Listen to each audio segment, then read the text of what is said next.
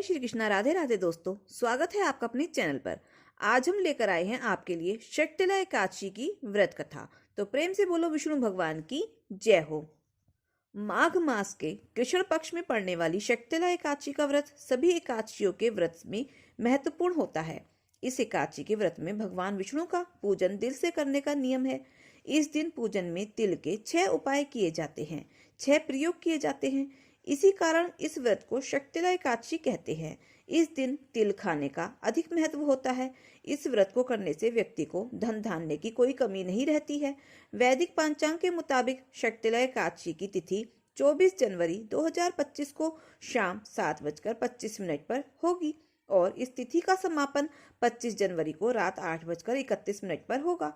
ऐसे में 25 जनवरी 2025 को शक्तिला एकादशी का व्रत रखा जाएगा।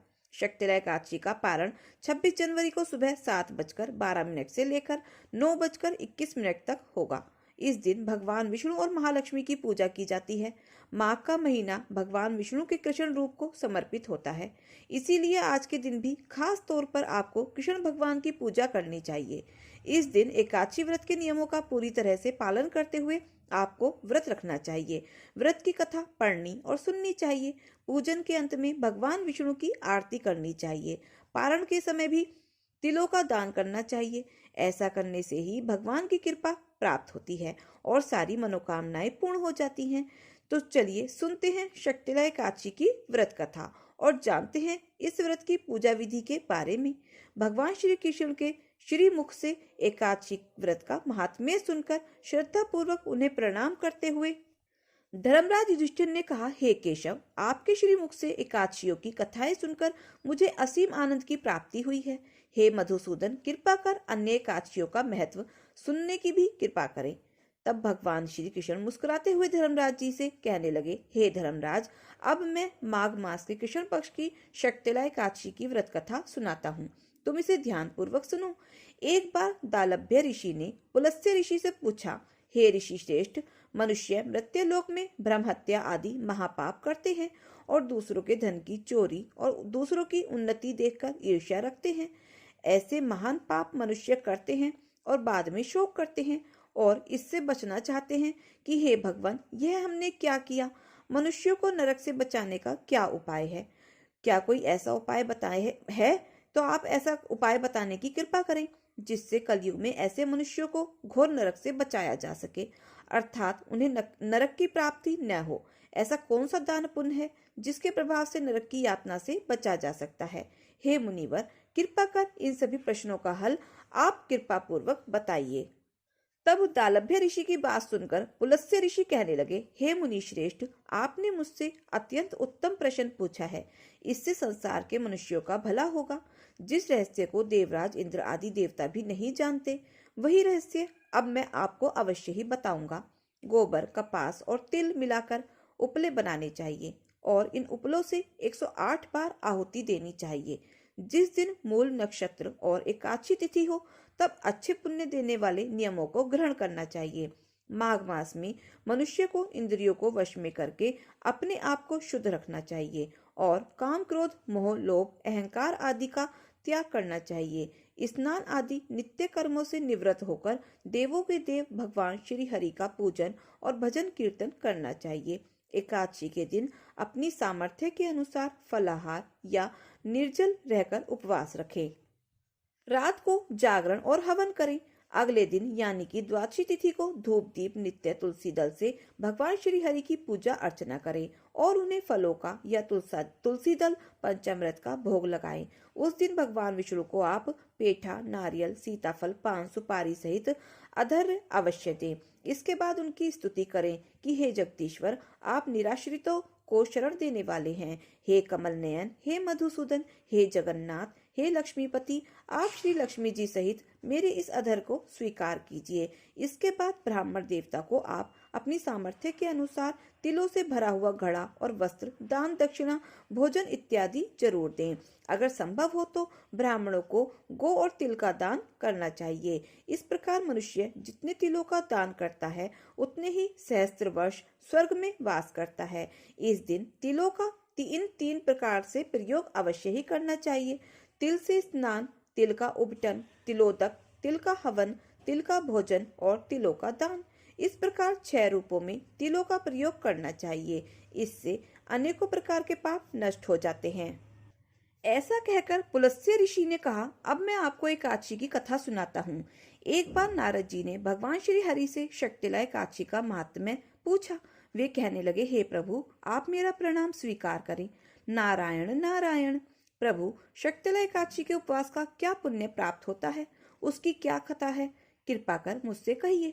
नारद जी की प्रार्थना सुनकर भगवान श्री हरि कहने लगे, हे नारद, मैं तुम्हें प्रत्यक्ष देखा और सत्य वृतांत सुनाता हूँ। तुम इसे ध्यान पूर्वक सुनो। बहुत पहले मृत्यु लोक में एक ब्राह्मणी रहती थी। वह सदा व्रत उपवास किया करती थी। एक बार वह 1 महीने तक उपवास करती रही, जिससे उसका शरीर बहुत दुर्बल हो गया। वह बहुत बुद्धिमान थी, लेकिन फिर भी उसने देवताओं और ब्राह्मणों के निवृत्त कभी भोजन, अन्नदान आदि का दान नहीं किया। लेकिन इसे बैकुंठ लोक भी प्राप्त नहीं हुआ, क्योंकि व्रत करके उसने अपने तन को तो शुद्ध कर लिया है, लेकिन कभी भोजन, अन्न आदि का दान नहीं किया है। ऐसा चिंतन करके मैं मृत्यु लोक में गया और उसे ब्राह्मणी से अन्न की भिक्षा मांगी, जिस पर वह ब्राह्मणी कहने लगी, हे योगीराज, आप यहाँ किस लिए पधारे हैं? तो मैंने कहा कि हे देवी, मुझे भिक्षा चाहिए। इस पर वह मुझे एक मिट्टी का टुकड़ा उठाकर दे देती है। मैं उस मिट्टी के टुकड़े अर्थात पिंड को लेकर ही स्वर्गलोक को लौट आया। कुछ समय बीतने पर वह ब्राह्मणी शरीर त्याग कर स्वर्गलोक को आई। मिट्टी के पिंड के प्रभाव से उसे उस जगह एक आम वृक्ष सहित कुटिया मिल गई, किंतु उसने अपने उस कुटिया अर्थात उस घर को अन्य सभी वस्तुओं से शून्य पाया, जिससे वह घबराकर मेरे पास आई और बोली, हे प्रभु, मैंने तो अनेकों व्रत आदि से सदा आपका पूजन किया है, किंतु फिर भी मेरा घर अन्य वस्तुओं से खाली है। इसका क्या कारण है? तब मैंने कहा, हे ब्राह्मणी, तुम अपने घर जाओ और जब देव स्त्रियां तुम्हें देखने आए तब तुम उनसे शक्तिला एकादशी व्रत का महत्व और उसका विधान पूछना। जब तक वह न बताएं तब तक द्वार मत खोलना। प्रभु के ऐसे वचन सुनकर वह अपने घर आई और जब देव स्त्रियां आई तो उसने द्वार खोलने के लिए कहने लगी। तब ब्राह्मणी ने कहा, अगर आप मुझे देखने आई हैं तो पहले मुझे शक्तिला एकादशी का महत्व भी बताइए। तब उनमें से एक देव स्त्री ने कहा, यदि तुम्हारी ऐसी ही इच्छा है तो ध्यान पूर्वक सुनो। मैं तुमसे एकादशी व्रत और उसका महत्व विधान सहित बताती हूँ। जब उस देव स्त्री ने शक्तिला एकादशी का महत्व सुना दिया तब उस ब्राह्मणी ने भी द्वार खोल दिया। देव स्त्रियों ने ब्राह्मणी को सभी स्त्रियों से अलग पाया। उस ब्राह्मणी ने देव स्त्रियों के कहे अनुसार ही किया तथा हे धर्मराज, मनुष्य को अज्ञान को त्याग कर शक्तिला एकादशी का उपवास अवश्य ही करना चाहिए। इस एकादशी व्रत को करने वाले को जन्म जन्म के निरोगिता प्राप्त हो जाती है। इस उपवास से मनुष्य के सभी पाप नष्ट हो जाते हैं। इस दिन व्रत रखने से जहाँ शारीरिक पवित्रता और निरोगिता प्राप्त होती है, वहीं अन्न, तिल आदि का दान करने से धन धान्य में बढ़ोतरी होती है। इससे यह भी सिद्ध होता है कि मनुष्य अपने जीवन में जो और जिस जिस वस्तु का दान करता है, शरीर त्यागने के बाद उसे फल भी वैसा ही प्राप्त होता है। इसीलिए धार्मिक कार्यों के साथ साथ हमें दान पुण्य जैसे कर्म अवश्य ही करने चाहिए। शास्त्रों में वर्णन है कि बिना दान पुण्य किए कोई भी धार्मिक कार्य, कोई भी उपवास संपन्न नहीं होता। इसीलिए सभी को अपने सामर्थ्य के अनुसार कुछ न कुछ दान अवश्य ही करना चाहिए। एकादशी के दिन अन्न का पूरी तरह से त्याग किया जाता है। यदि एकादशी व्रत की कथा अब जानते हैं पूजा विधि के बारे में। सच्चे मन से की गई पूजा यदि वस्तुओं के और प्रिय भोगों के अभाव से भी की गई हो तो भगवान उसे भी स्वीकार करते हैं। इसीलिए सभी को केवल अपनी सामर्थ्य के अनुसार प्रसन्न मन से ही कोई उपवास रखना चाहिए। एकादशी का जो व्रत है उसके नियमों का पालन पूरे 3 दिन तक किया जाता है, दशमी तिथि से लेकर द्वादशी तिथि तक। इसीलिए जो लोग भी इस उपवास को नियमों के साथ करने में समर्थ ना हो, उन्हें केवल पूजा ही करनी चाहिए। उपवास नहीं रखना चाहिए, क्योंकि कई बार लोग अक्सर पूछते हैं कि क्या हम एकादशी के दिन नमक का सेवन नहीं कर सकते, क्या हम एक समय भोजन नहीं कर सकते। तो देखिए, एकादशी का नियम यही है कि अन्न का पूरी तरह से और नमक का पूरी तरह से त्याग किया जाता है। सबसे पहले दशमी तिथि को सूर्यास्त के बाद भोजन ग्रहण नहीं करना चाहिए। यदि आपने गलती से लहसुन प्याज का सेवन दशमी तिथि के दिन किया भी है तो शाम को सूर्यास्त से पहले सर्व से स्नान अवश्य करना चाहिए। साफ स्वच्छ वस्त्र धारण करके रात को मन में धारणा करके सोना चाहिए कि अगले दिन आप एकादशी का उपवास रखेंगे। फिर एकादशी के सुबह जल्दी उठकर हो सके तो ब्रह्म मुहूर्त में, नहीं तो सूर्योदय से पहले ही उठकर पूजा करनी चाहिए। इस दिन आप भगवान विष्णु की पूजा में चंदन का प्रयोग करें। अक्षत का प्रयोग भूलकर भी ना करें। जो दीप आप प्रज्वलित करें उसमें थोड़े से काले तिल जरूर मिलाएं। तिलों का प्रयोग चाहे वो सफेद हो या काले हों, आप इस दिन जरूर करें। हवन में काले तिलों का प्रयोग ज्यादा शुद्ध माना जाता है, ज्यादा पवित्र माना जाता है। छोटा सा हवन आप अपने घर में एकादशी और द्वादशी के दिन कर सकते हैं। घर पर आए हुए किसी भी याचक को एकादशी के दिन आप फलाहार दे सकते हैं। आप उन्हें फलों का दान कर सकते हैं, दान दक्षिणा दे सकते हैं, लेकिन जहां तक हो सके अन्न का दान करने से बचना चाहिए। विधि विधान से पूजा करके, मंत्रों का जाप करके व्रत की कथा पढ़ी और सुनी जाती है और फिर सबसे अंत में क्षमा याचना की जाती है। भगवान को भोग में तुलसी दल का, फलों का या फिर आप पंचामृत का भोग लगा सकते हैं। सारा दिन मन में आप भगवान का ध्यान करते हुए उपवास रखें। इस व्रत में आप एक समय फलाहार कर सकते हैं, वह भी शाम के समय। यदि बहुत ज्यादा जरूरी हो तो दिन में आप नींबू पानी का सेवन कर सकते हैं। शहद का त्याग एकादशी के दिन किया जाता है। चावल का पूरी तरह से त्याग करना चाहिए। किसी भी प्रकार से चावल या चावल से बनी हुई कोई भी वस्तु घर में नहीं बननी चाहिए। घर में एकादशी के नियमों का पालन किया जाता है। रात में एक बार फिर से पूजा करें, ध्यान, कीर्तन, भजन करें। जितनी देर हो सके जागरण करें और अगले दिन सुबह जल्दी उठकर स्नान करके केवल शुभ मुहूर्त में ही आपको व्रत का पालन करना चाहिए। कई बार लोग दोपहर के समय व्रत का पालन करते हैं। जब मुहूर्त बीत जाता है या द्वादशी तिथि समाप्त हो जाती है तब व्रत का पालन करते हैं, व्रत खोलते हैं, जो कि नहीं करना चाहिए, जिससे व्रत खंडित ही माना जाता है। आपने अधूरा व्रत किया है ऐसा कहा जाता है। इसीलिए आपको शुभ मुहूर्त में ही व्रत खोलना चाहिए। पहले की बात है, एक गांव में एक परिवार रहता था। उस परिवार में एक बुढ़िया माई अपने बेटे और बहू के साथ रहती थी। बुढ़िया माई के पास ढेर सारी गाय, भैंसे और बकरियां थीं, जिन्हें बुढ़िया माई रोज जंगल में चराने के लिए ले जाती और उनका दूध निकालती तथा बेचती थी। जो दूध बच जाता उससे दही, छाछ और घी बनाकर उसे भी बेचा करती थी। बुढ़िया माई का बेटा भी मेहनत मजदूरी करता था, जिससे उनके घर का गुजारा चलता था। बुढ़िया माई इन सभी कामों को करने के साथ साथ ही रोज शालिग्राम भगवान की पूजा किया करती थी और सुबह शाम शालिग्राम भगवान को भोग बना करके भोग लगाती थी। शालिग्राम भगवान की आरती करती और भजन कीर्तन करती रहती थी। यही उसकी दिनचर्या थी। एक बार की बात है, बुढ़िया माई माघ मास में 1 महीने के लिए प्रयाग जाकर माघ स्नान करना चाहती थी, परंतु अब वह सोचने लगी, मेरे जाने के बाद घर का इतना सारा काम अकेले मेरी बहू कैसे करेगी।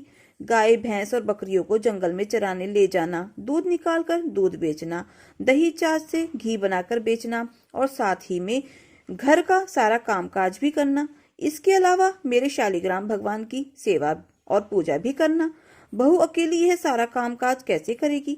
यही सोचकर बुढ़िया माई उस दिन घर में उदास बैठी हुई थी, क्योंकि उसके मन में तो था कि वह प्रयागराज जाए और माघ मास का स्नान करे। शाम को जब बुढ़िया माई का बेटा गोपाल मजदूरी करके घर आया तो उसने अपनी माँ को उदास बैठे हुए देखा तो बोला, माँ क्या बात है, आज तुम कुछ उदास लग रही हो। जब बुढ़िया माई का बेटा अपनी माँ से पूछता है तो बुढ़िया माई 1-2 बार तो चुप रहती है। फिर बुढ़िया माई अपने बेटे से बोलती है, बेटा गोपाल, माघ का महीना चल रहा है, मेरा मन कर रहा है कि इस बार मैं भी माघ मास में प्रयाग जाकर माघ स्नान करूं, परंतु बेटा मेरे जाने के बाद बहू घर का सारा कामकाज अकेले कैसे संभालेगी। तब बुढ़िया माई का बेटा गोपाल अपनी माँ से बोलता है, माँ अगर तुम्हारा मन प्रयाग जाकर माघ स्नान करने का हो रहा है तो तुम जरूर जाओ। तुम्हारी बहू तुम्हारे जाने के बाद घर का सारा कामकाज संभाल लेगी। तब बुढ़िया माई अपने बेटे से बोली, बेटा तू एक बार अपनी पत्नी से भी पूछकर देख ले। तब गोपाल ने कहा, हाँ माँ, मैं अपनी पत्नी से अभी पूछ लेता हूँ। और वह अपनी पत्नी नंदिनी को आवाज लगाकर कहता है कि अरे ओ नंदिनी, जरा इधर तो आ। पति के बुलाने पर गोपाल की पत्नी नंदिनी आई। तब गोपाल ने अपनी पत्नी नंदिनी को पूरी बात बताई। अब बुढ़िया माई को बहू, जो बड़ी ही नेक और सीधी साधी थी, स्वभाव की बड़ी ही सरल थी, दुनियादारी की चालाकियां उसे नहीं आती थी। उसने अपनी सासू माँ से कहा कि माँ जी, अगर आपका मन माघ स्नान करने के लिए है और प्रयाग जाकर आप माघ स्नान करना चाहती हैं तो माँ जी आप जरूर जाइए, मैं आपके पीछे से आपके सभी काम कर लूंगी। तब बुढ़िया माई ने गाय भैंसों का पूरा कामकाज अपनी बहू नंदिनी को समझाया कि दूध दही घी बेचने भी जाना है। रोज सुबह जल्दी उठकर स्नान करने के बाद मेरे शालिग्राम भगवान को स्नान कराना है, उनकी पूजा करनी है, घी का दीपक जलाना है, सुबह शाम आरती करके और फिर मेरे ठाकुर जी को भोग लगाना है। बहू ने सारा काम अपनी सासू माँ से अच्छी तरह से समझ लिया। तब बुढ़िया माई निश्चिंत हो गई और 1 महीने के लिए प्रयाग में माघ स्नान करने के लिए चली गई। अब दूसरे दिन से ही बुढ़िया माई की बहू सुबह जल्दी उठ गई, स्नान करके शालिग्राम भगवान को स्नान कराया, घी का दीपक जलाया, आरती की और भोग बना के शालिग्राम भगवान को एक थाली में भोजन परोस दिया। एक लोटे में जल रख दिया और शालिग्राम भगवान से बहू बोली, हे शालिग्राम भगवान, आप भोजन कर लीजिए और पानी भी पी लीजिए, मैं आकर के झूठे बर्तन ले जाऊंगी क्योंकि अभी मुझे घर के बहुत सारे काम करने हैं। ऐसा कह करके बुढ़िया माई की बहू नंदिनी गाय भैंस और बकरियों का दूध निकाल कर बेचने चली गई। जब नंदिनी वापस आई तो उसने देखा कि शालिग्राम भगवान के पास भोजन की थाली ज्यों की त्यों रखी हुई है। अब बुढ़िया माई की बहू ने सोचा, शायद मेरी पूजा पाठ में कोई कमी रह गई होगी, इसीलिए ठाकुर जी ने भोग नहीं किया है, या फिर शालिग्राम भगवान को सासू माँ की याद आ रही होगी, इसीलिए शालिग्राम भगवान ने भोजन नहीं किया। अब थोड़ी देर के लिए बुढ़िया माई की बहू ने अपनी आंखें बंद कर ली और शालिग्राम भगवान की स्तुति करने लगी। बोली, हे ठाकुर जी महाराज, आज मेरी पूजा पाठ में कोई गलती हो गई हो तो आप मुझे माफ कर देना, लेकिन आप भोजन कर लीजिए। और फिर उसने सोचा कि शायद मैंने पर्दा नहीं लगाया, इसीलिए भगवान ने भोजन नहीं किया होगा। तभी नंदिनी तुरंत उठी और मंदिर में भगवान का पर्दा लगा करके बोली कि हे शालिग्राम भगवान जी, मैंने पर्दा लगा दिया है, अब आप भोजन कर लीजिए, आपको कोई नहीं देखेगा, मैं थोड़ी देर में फिर से आती हूँ क्योंकि मुझे घर के बहुत सारे कामकाज करने हैं। इतना कहकर नंदिनी वहां से चली गई और घर का काम समाप्त करके वह फिर मंदिर में आई और पर्दा हटाकर देखने लगी तो भोजन की थाली में भोजन तो ज्यों का त्यों रखा हुआ था। तब नंदिनी ने कहा, हे ठाकुर जी महाराज, अगर आप भोजन नहीं करेंगे तो मैं भी भोजन नहीं करूंगी क्योंकि मेरी सासू माँ तो पूरे 1 महीने के लिए प्रयाग माघ स्नान करने गई हैं।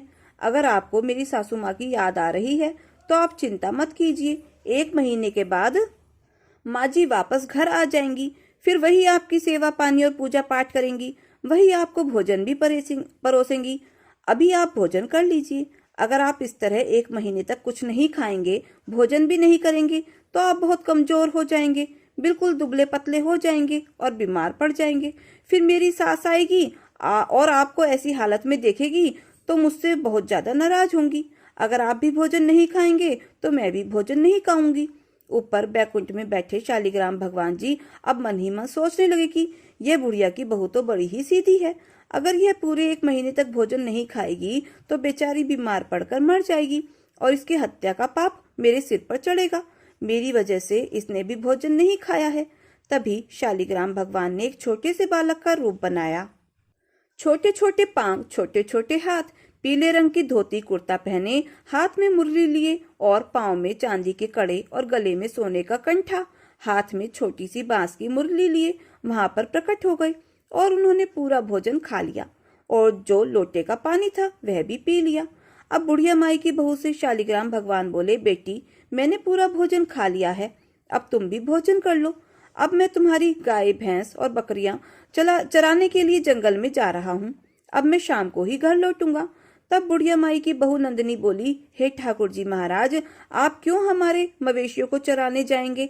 अगर मेरी सास को पता चलेगा तो वह मुझ पर बहुत नाराज होंगी। तब शालिग्राम भगवान जी बोले, अरे नंदिनी, पूरा दिन मैं घर में ही तो रहूंगा तो मेरा मन भी नहीं लगेगा। अगर मैं तुम्हारी बकरियां गाय भैंस चरा कर लाऊंगा तो मेरा पूरा दिन कट जाएगा। तब नंदिनी कुछ नहीं बोली। इस तरह अब शालिग्राम भगवान जी उसके सारे जानवरों को जंगल में चराने के लिए ले गए।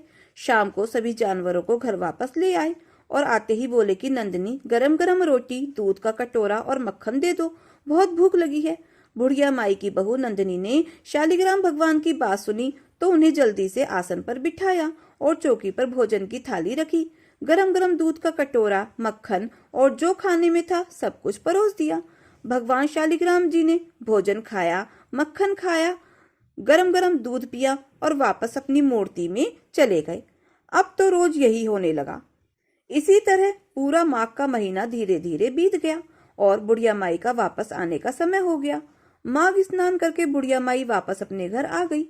घर आकर बुढ़िया माई सबसे पहले अपने घर के बने मंदिर में भगवान शालिग्राम के दर्शन करने के लिए गई, तो वहां पर उसे शालिग्राम भगवान की मूर्ति दिखाई नहीं दी। तब बुढ़िया माई ने अपनी बहू नंदनी से पूछा कि हे बहू, मेरे शालिग्राम भगवान की मूर्ति कहाँ है? बहू बोली, माँ जी, आपके शालिग्राम भगवान हमारे मवेशियों को चराने जंगल में गए हैं, अब तो वह शाम को ही लौटेंगे। ऐसा सुनते ही बुढ़िया माई का माथा ठनका। वह नाराज होते हुए बोली, बहू, कहीं ठाकुर जी भगवान मूर्ति से निकलते हैं और हमारे मवेशी चराने जंगल में जाएंगे? बहू, तुम झूठ बोल रही हो। तुमने ही मेरे ठाकुर जी की मूर्ति को कहीं रख दिया है या फिर कहीं फेंक दिया है। देख बहू, सच सच बता, मेरे शालिग्राम भगवान कहाँ है? बुढ़िया माई अपनी बहू को जोर जोर से डांटने लगी। तभी बुढ़िया माई का बेटा गोपाल भी आ गया और बुढ़िया माई ने अपने बेटे की तरफ देखा। तब बुढ़िया माई का बेटा गोपाल कहने लगा, अरे माँ, तुम कब आई प्रयाग से? तब बुढ़िया माई बोली, बेटा, मैं अभी अभी आई हूँ और आते ही अपने शालिग्राम भगवान के दर्शन करने के लिए मंदिर में आ गई। लेकिन बेटा, मैं ये क्या देख रही हूँ कि मुझे कहीं भी शालिग्राम भगवान की मूर्ति दिखाई नहीं दे रही है। तेरी बहू बोल रही है कि इसने शालिग्राम भगवान को मवेशियों को चराने भेजा है। देख बेटा, मैं तेरे कहने पर ही प्रयाग माघ स्नान करने गई थी और मैंने घर का और शालिग्राम भगवान की जिम्मेदारी तेरी पत्नी को सौंपी थी। अब तू ही अपनी पत्नी से पूछ कि मेरे शालिग्राम भगवान की मूर्ति कहाँ है। तब बुढ़िया माई के बेटे ने अपनी पत्नी से पूछा कि नंदिनी, भगवान जी की मूर्ति कहाँ है? तब नंदिनी ने वही जवाब दिया जो उसने अपनी सास को दिया था। वह कहने लगी, देखो जी, भगवान जी मूर्ति से निकलकर मवेशियों को चराने जंगल गए हैं, अब तो वह शाम को ही वापस आएंगे। तब बुढ़िया माई ने अपने बेटे से कहा, सुन लिया गोपाल, कहीं मूर्ति भी भगवान से मूर्ति निकलती है या मूर्ति में से भगवान निकलते हैं? तब बुढ़िया माई का बेटा गोपाल बोला, माँ, जैसे आपने 1 महीने का धीरज रखा है वैसे ही शाम तक और रख लो, सब सच्चाई पता चल जाएगी। धीरे धीरे अब शाम हो गई। भगवान शालिग्राम भी अब गाय भैंसों को लेकर घर लौट आए। आते ही बुढ़िया माई की बहू से बोले, अरे नंदिनी बेटी, गरम गरम रोटी, दूध का कटोरा और मक्खन दे दो, मुझे बहुत भूख लगी है। शालिग्राम भगवान और उनकी आवाज केवल बहू को ही सुनाई दी और दिखाई दे रहे थे, लेकिन बुढ़िया माई और उसके बेटे को ना तो आवाज सुनाई दे रही थी और ना ही शालिग्राम भगवान दिखाई दे रहे थे। तब बहू अपनी सास से बोली कि देखिए माँ जी, आ गए आपके शालिग्राम भगवान, अब आप खुद ही पूछ लीजिए। तब बुढ़िया माई का बेटा गोपाल बोला, नंदिनी, कहाँ है शालिग्राम भगवान? हमें तो कहीं दिखाई नहीं दे रहे हैं। तब बहू कहने लगी, देखिए सासू माँ, यहीं तो सामने खड़े हुए हैं, मुझे तो दिखाई दे रहे हैं। तब बुढ़िया माई अपने बेटे से बोली, देख बेटा, मैं सच कह रही हूँ, तेरी बहू हमें कितना पागल बना रही है। अब तो तू भी मेरे सामने खड़ा है, दोपहर से लेकर शाम हो गई है, लेकिन यह बहाने पर बहाने बनाए जा रही है। अभी तक इसने सच्चाई नहीं बताई है। माना कि इस पर काम का बोझ ज्यादा था, लेकिन इसने शालिग्राम भगवान की मूर्ति को कहीं फेंक दिया है ताकि इसे मेरे शालिग्राम भगवान की पूजा न करनी पड़े। तब बहू कहने लगी, नहीं माँ जी, मैं झूठ नहीं बोल रही हूँ। तब बहू हाथ जोड़कर शालिग्राम भगवान से बोली, हे ठाकुर जी महाराज, जैसे आप मुझे दिखाई दे रहे हैं वैसे ही आप मेरी सासू माँ और मेरे पति को भी दिखाई दीजिए, नहीं तो वह मुझे झूठा समझेंगे।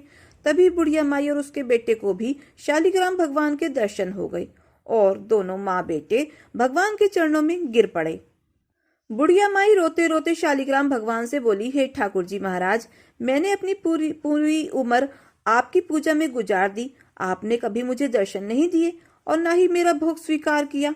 मेरी बहू ने 1 महीने माघ मास में आपकी पूजा पाठ करी और भोग लगाया, तो आपने केवल ना तो उसे दर्शन दिए बल्कि उसका भोग भी स्वीकार किया और उसके जानवरों को भी जंगल में चराकर ले आए और उसके घर में रहने लगे। तब शालिग्राम भगवान बुढ़िया माई से बोले, अरे बुढ़िया माई, तूने तो मुझे मात्र पत्थर की मूर्ति समझा था, लेकिन तेरी बहू ने तो मुझे एक जीती जागती आत्मा समझी, इसीलिए मैंने उसे दर्शन दिए और उसके भोग को स्वीकार किया है। हे बुढ़िया माई, तेरी बहू बहुत ही सच्ची और भोली भाली हृदय की है और बहुत ही सरल स्वभाव की है। ऐसे लोगों पर तो ठाकुर जी प्रसन्न होते ही हैं। तब बुढ़िया माई कहने लगी, हाँ ठाकुर जी महाराज, मुझे अपनी गलती का एहसास हो गया है। यह सच्चाई मानकर बुढ़िया माई हाथ जोड़कर अपनी गलती के लिए शालिग्राम भगवान से माफी मांगने लगी। शालिग्राम भगवान अब जाते जाते बुढ़िया माई के घर को ठोकर मार करके चले गए, जिसका उसका घर सुंदर महल में बदल गया और घर में सब अन्न धन के भंडार हो गए। और 3 महीने के बाद ही बुढ़िया माई की बहू नंदनी गर्भवती हो गई और उसे 9वें महीने एक सुंदर पुत्र की प्राप्ति हुई। शालिग्राम भगवान ने जैसे बुढ़िया माई और बहू को दर्शन दिए, उसका भोग स्वीकार किया, वैसे ही हे शालिग्राम भगवान जी, ठाकुर जी महाराज, सबकी मनोकामना पूरी करना, सबका भोग स्वीकार करना, जो यह कहानी कह रहे हैं और जो यह कहानी सुन रहे हैं उनको भी दर्शन देना, उनका भोग स्वीकार करना, उनकी सभी मनोकामनाओं को पूरी करना। तो एक बार प्रेम से बोलिए, ठाकुर जी महाराज की जय हो, शालिग्राम भगवान की जय हो। तो दोस्तों, ये कथा कहानी आपको कैसी लगी कमेंट बॉक्स में जरूर बताएं, और अगर आपको अच्छी लगी हो तो प्लीज प्लीज वीडियो को लाइक शेयर और सब्सक्राइब अवश्य करें, अपना प्यार और सहयोग दें। मिलते हैं फिर ऐसे ही नई कथा कहानियों के साथ। धन्यवाद।